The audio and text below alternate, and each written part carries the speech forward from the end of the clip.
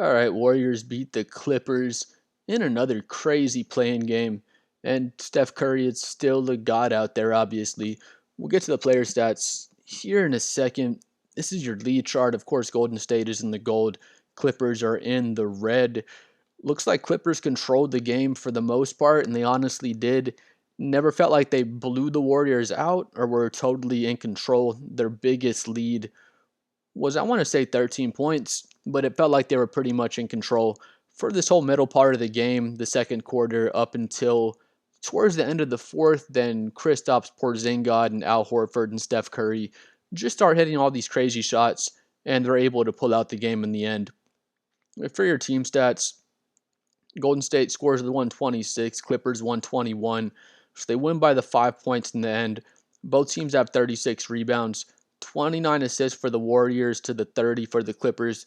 I thought both teams did a good job moving the ball around. Clippers can get into an ISO heavy Kawhi Leonard play style at times, but with them having Darius Garland, he might not be quite as good as James Harden as a playmaker, but he does a really good job just getting in the paint, kicking out to the shooters. So they're not really lacking playmaking. Darius Garland still brings some great playmaking at the point guard position. For the Clippers, LA has 15 steals. Warriors have 12, but the Warriors got their two or three last steals at a much bigger time than LA did. Both teams have 3 blocks, so it's a wash. Golden State has the 20 turnovers, but they made like 19 or 20 threes, so that kind of helped to even out with all the turnovers they had. Then on top of that, LA had 17 turnovers as well. So neither team did a great job taking care of the ball, but it was still fun as shit to watch the game. Just crazy offense for both teams. Golden State is 57% from the field. The Clippers are 52% from the field. Both teams plan both teams can play defense, but this was just a total shootout in this game. LA's 40% from 3. If you shoot 40% from 3, you usually think your team's going to win the game unless the other team shoots 46% from 3 and knocks down. We'll check in a second. It was 19 or 20 threes that Golden State knocked down. So if the team you're playing shoots 46 from 3 and knocks down 19 threes, you're probably not going to win the game for the most part. That's crazy as well. This is another reason the game was close in the end. Golden State shoots 62% from the line. Steph Curry almost missed two in a row towards the end. He misses the first one. The second one bounces all over the rim but ends up dropping down, where LA makes every single one of their free throws. We'll check the numbers here to see how many they shot, but usually if you shoot 50, 40, 100, because they're 50% from the field, 40% from three, 100% from the line. They did have the 17 turnovers, so that hurt them, but if you can be this efficient as a team, score 121 points, you're normally going to win, but Stephen Wardell Curry just came through at the end. 54 points in the paint to 52 for the Clippers. That's pretty much a wash. 15 second chance points for LA compared to 11 from Golden State. No crazy difference there. LA does have the 21 fast break points compared to 11 for the Warriors. The Warriors, you'd think, are a better transition team, just getting out in transition with all their shooters, but LA was able to beat them in the transition in this game. They did force the 3 more turnovers. That's probably a big part why they're able to win that fast break points battle. Moving on to the player stats. The first thing I want to check, yeah, Golden State, they knocked down the 19 threes, 19 out of their 41 threes. Or are they 46%, I think, from the line again? If you're playing Golden State, if you're playing any team and they shoot 45% from the line on high volume like this, it's going to be really, really hard to win that game. But I want to see for the Clippers, that's just tough, man. They shot 17 free throws, did a great job getting to the line, knocked down every single one of their free throws, had 30 assists as a team, 15 steals, and still ended up losing the game. We'll start We'll start with the Clippers. Chris Dunn, I thought, did a really good job defensively out there.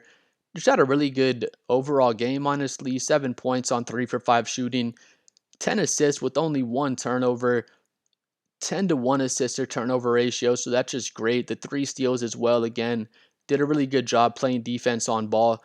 You can't ask for much more from Chris Dunn if Chris Dunn gives you 3 steals, 10 assists, and 7 points. That's more than enough. That's more than you'd even expect from him, to be honest. At least in the assist category, he's a good defender. Him scoring 7 points on 3 for 5 shooting isn't out of this world. But again, his defense and playmaking was really good out there. Man, just crazy. One, two, three, four, five, six different players in double figures. They have three different players that scored 20 plus. Brook Lopez has the 17. Just insane production all across the board. Even even John Collins gives you the 11. We'll start Derrick Jones. He has the 13 points, 5 for 9. Knocks down one of his 4 threes, but he has the 3 steals out there, 1 block as well.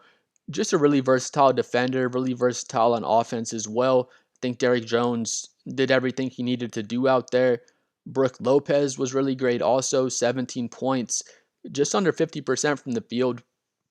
1 for 6 from 3, the 5 rebounds, 2 steals, 1 block. I take it back. He wasn't great out there, but he had a good game. If he could have knocked down one more of his threes, that would have been the difference in the game, to be honest. But you can always look back 2020 in hindsight. But I thought Brook had a good game out there. We'll get to Kawhi, and we'll get to Darius Leonard in a second.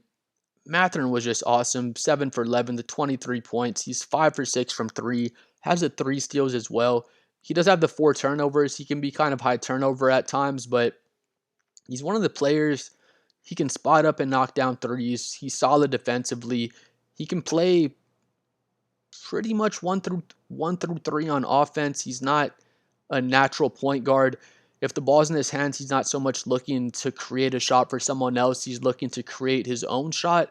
But they have him, Darius Garland, Kawhi Leonard. They have 3 guys. They can just give the ball, let them go into an ISO, and get a pretty high quality look for your team. Benedict Mathurin did more than enough to win this game. They can't really ask for more. The 5 for 6 from 3, the 23 points. If you want to nitpick, you can nitpick on the 4 turnovers, but I thought Benedict Mathurin did a great job spacing the floor, and again, just did more than enough on his part to get the win. John Collins, thought he was great as well. The 11 points, the 9 rebounds, 2 steals, did get a block. He's 5 for 8 from the field, does knock down one of his 3 threes. Had a nice efficient game. He's really versatile defensively as well. He can guard 2 through 4 at least. He can guard centers a little bit at times if they're not too big. So I thought John Collins had a great game out there. Miller knocks down his 1 3. He only played 14 minutes, but I thought he had a decent impact out there as well. Darius Garland was great. He does such a great job just getting to the rim. Like I said, he's another one of their guys. Kawhi's their best ISO player. Darius Garland is number 2. I think he's a really good number 2 option.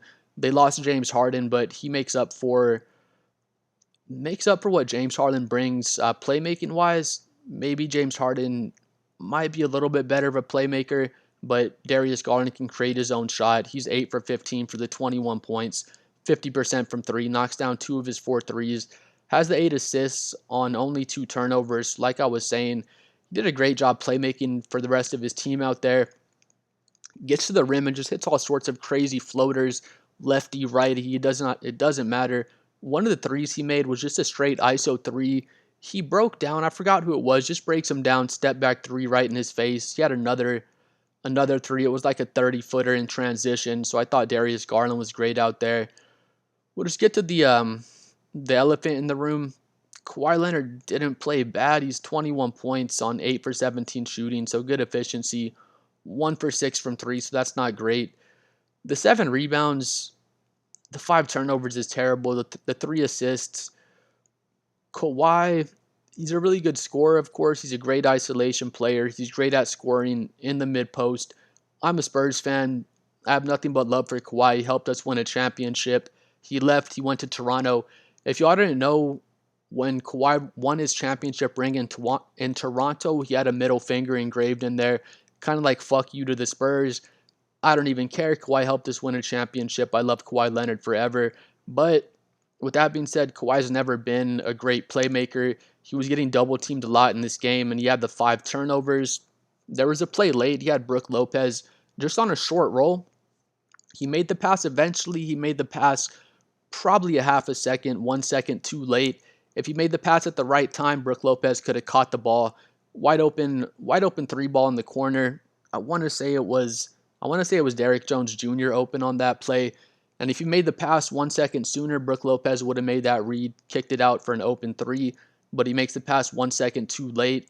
And Kawhi doesn't process the floor as a playmaker really quickly. He's not a great passer. I don't want to say he's not a great playmaker because he is great at playmaking for himself.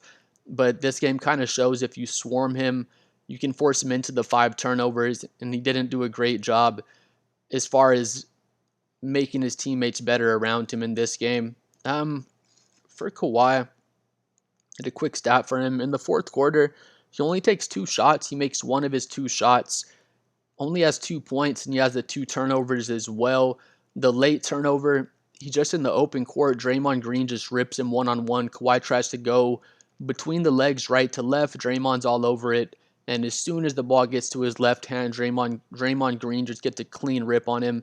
He had another turnover. It was an offensive foul in the fourth quarter.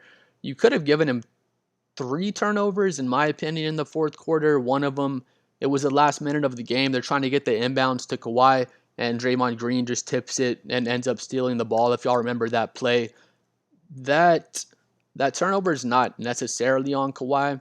I forgot who was giving him the inbounds. I think it wasn't Derrick Jones Jr. because he has 0 turnovers. Whoever was inbounding the ball to him, they ended up getting the turnover, but I feel like Kawhi could have done a better job just moving off ball. Maybe Tyronn Lue could have drawn up a better play to bring Kawhi off a screen or something where he can actually come up and get the ball, but ends up being a turnover. Wasn't totally Kawhi's fault, but I felt like he could have done a better job just moving around and getting himself available to get that inbounds pass. Just a couple more quick Clippers stats. Darius Garland in the fourth quarter, he had 8 points on 2 for 4 shooting. Benedict Mathurin in the fourth quarter, he had 9 points on 2 for 3 shooting. Mathurin had 2 turnovers in the fourth. Darius Garland didn't have any turnovers in the fourth. So Kawhi's the number 1 option, of course. Garland and Mathurin are the number 2 and 3 options. But if your 2 and 3 option can combine for 17 points on 4 for 7 shooting with only 2 turnovers in the fourth quarter, that's great production from your number 2 and 3 option. And Kawhi just didn't come out and do enough to help get his team the win in the fourth quarter. The main thing I complain about, he only had 2 points. That's not good to only have 2 points, but I'd want him to have 2 points on fucking 1 for 7 shooting. He only took 2 shots in the fourth quarter. He's the number 1 option. I'd like to see him like in the Toronto Raptors series, Game 7 against the Sixers. Whenever that was, 2019, Kawhi took like 46 shots in that game. I'm not saying he has to take 46 shots, but he should take at least 7 or 8 shots. There's no reason for him to take only 2 shots in the fourth quarter. Moving on to the Warriors. Draymond Green has the 7 points, 9 assists, and 6 rebounds, 4 steals. Does have the 3 turnovers if you want to nitpick, but Draymond was amazing out there. Played amazing defense. Gets the 9 assists as well. Steals the inbounds pass with like 1 minute or less left in the game. Gets that steal in the open court. It was just amazing. Kawhi tries to go between the legs, and Draymond just clean rips him in the open court. So I thought Draymond did all the Draymond Green type things out there that he normally does. He had an amazing game. Gary Payton the second, he has 6 points on 2 for 4 shooting, 2 steals, no turnovers. He plays great defense like he always does. He did more than enough out there. Melton has the 7 points on 3 for 7 shooting, 5 rebounds, 3 assists, 2 steals. He's another good defender they have. I know one of his layups, he had a finger roll. I think it was in the fourth quarter, and that was a big bucket for the Warriors. Al Horford, we can't say enough about Al in this game. He has the 14 points. He's 5 for 8 from the field, 4 for 7 from 3. He hit 3 threes back-to-back in the fourth quarter. Al Horford, he had 12 points in the fourth quarter. He hit those 3 threes back-to-back. That was with, I want to say maybe 3 minutes or less left in the game, hits those three threes back to back, gets Golden State back in the game. For the entire fourth quarter, he scored 12 points. He was 4 for 4 from three, and he did that all in the last 6 minutes of the game. So he scores 12 points in 6 minutes. Al Horford was amazing out there again. Those three threes in a row really just sparked the entire team. Then Steph Curry ends up hitting that late three to really ice the game. We already talked about Draymond. AirPods was great out there as well. He has the 17 points, 7 rebounds, 2 assists, 1 steal, 1 block. He does have the 4 turnovers. That's one thing. Golden State just had a lot of turnovers as a team. LA's a tough defensive team, so they gave them some trouble, just not quite enough trouble to end up winning the game. Bajemski gets the 8 free throw attempts. He does a good job getting to the line, so that's one good thing he did out there as well. 40 minutes for AirPods, the 17 points. He did everything Golden State needed him to do out there. Guy Santos was great. He has the 20 points, 9 for 13 from the field, 2 for 4 from three, 6 rebounds, 5 assists, the 1 steal. Does have the 5 turnovers, but again, Golden State just turned the ball over a lot as a team. He basically replaced Jonathan Kuminga. Jonathan Kuminga is a better player than Guy Santos. He's more athletic and just more talented, but Guy Santos is doing exactly what Golden State needs him to do in that role. I know Kuminga had problems with Steve Kerr and just the general management in general, I guess you could say, but Guy Santos just had an amazing game. He knocked down a big corner three in the fourth quarter as well. We'll get to Porzingis. Kristaps Porzingis, he was Kristaps Porzingis this game. He was doing shit out there. I'm a Spurs fan. It wasn't quite to the level of Wembanyama. Nobody is, but he was doing shit out there that reminds me of Wemby. He knocked down that huge three in the fourth quarter. Steph Curry gives him that little bounce pass. He's trailing on the right wing and just knocks down a cold ass three. He hit 2 threes in the fourth quarter. Porzingis, he had 8 points in the fourth quarter on 2 for 3 shooting, and he had the 2 blocks out there. 5 rebounds. The 5 assists is really impressive as well. He wasn't a huge playmaker when he was in New York, but it looks like he's just fitting in the Golden State system. Golden State's all about making the extra pass, and when he's healthy, he obviously makes a huge impact in the game. If Jimmy Butler was healthy, and Porzingis and Golden State's entire team, I could definitely see them making a run, definitely to the second round, possibly even the conference finals, but unfortunately, we're not going to get to see it this year. Porzingis, the 2 blocks, 2 nasty-ass blocks as well. He was having put-back dunks. He had one, I think it was one like one-handed put-back dunk from the right wing. He was just Kristaps Porzingis tonight. They would not have won without the things Kristaps was doing out there. And then Steph Curry, he was just Chef Curry out there, dude. He's 12 for 23. He's 7 for 12 from 3, the 4 assists, 1 steal as well. Steph Curry, he scored 27 points in the second half. He started off a little rough. He has the 4-point play. I think that was in the third quarter. Then he's just hitting just stupid 3 after stupid 3. Curry, in the fourth quarter, he had 11 points. He had 3 assists as well. All three of his assists were for 3-point shots, so he generated 20 points in the fourth quarter, if you're counting those assists as well. 11 points of his own, and then 3 assists for 3-pointers as well.